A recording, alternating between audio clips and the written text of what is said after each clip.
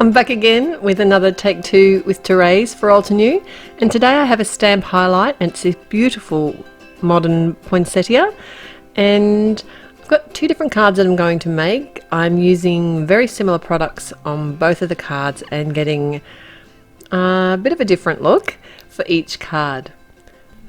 For my first card design, I've kept it very clean and simple. I'm working on a piece of 80-pound Nina cardstock that's cut the same size as the front of my card, and I've stamped out the floral image from the set, and it's in a really light ink. You could use any ink that you want because ultimately you're not going to be able to see this ink. And I used my Misty stamping tool so that I'll be able to re-stamp over this at the end, and you'll see why in a moment. The colour that I stamped the image out was vanilla cream, so it's very pale, and what I'm doing is just adding some, and it's fairly pale colours, to the actual poinsettia with some Prismacolor pencils. Basically what I'm doing here is laying down a base colour with it's like a cream and a little bit of a shadow in there, and then once I've actually added the base colour to the whole flower, I'll come in with some Gamsol and blend it out. I'm not being too fussy here because I'm not trying to colour it perfectly. I just want to add colour to the flower. And I have got a very big blending stump, FYI. They come in packs sometimes. I've bought them in packs, and for some reason they have these massive ones, and I presume it's for if you're doing big scenes or big areas, but it does come in handy when I'm doing a big flower like this. It didn't take long at all. So what I'm doing here is I'm replacing my cardstock within the Misty, adding a sentiment from the set. It's gorgeous holiday sentiments and a really pretty font in this set. This set is worth it just for the fonts, seriously. And I'm stamping it with some embossing ink because I want to add some glitter and glimmer with a rose gold embossing powder, and that's why it didn't matter in particular what color I stamped my flower initially with, because I'm actually re-stamping it and I'm going to be covering it with the embossing powder, so you're not going to see it anyway.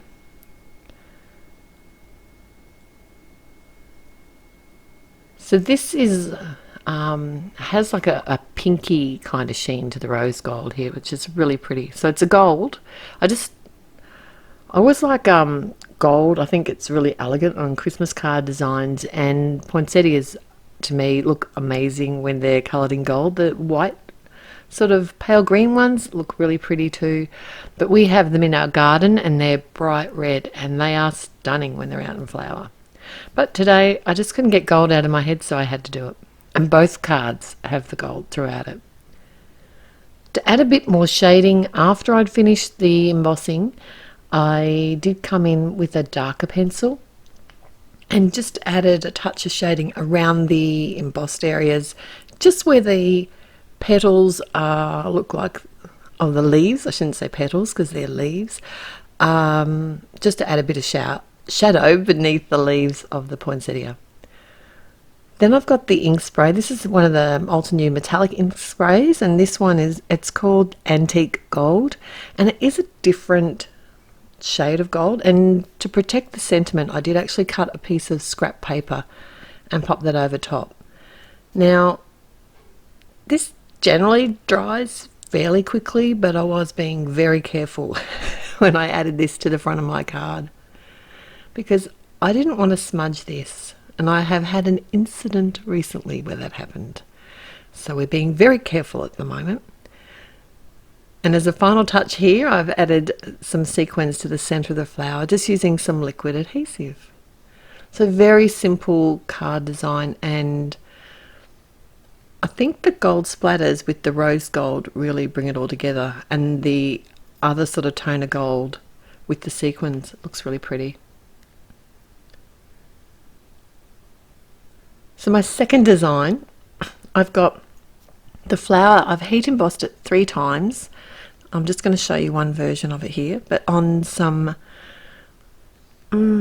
110-pound Nina cardstock, and I'm using the coordinating mask stencil, so the negative portion of it, I'm just holding it over place of the flower and adding some gold, just using a little bit of sponge. You could use a finger dauber, blending tool, whatever you have. And this is one of the newer gold inks from Altenew. It's called Enchanted Gold.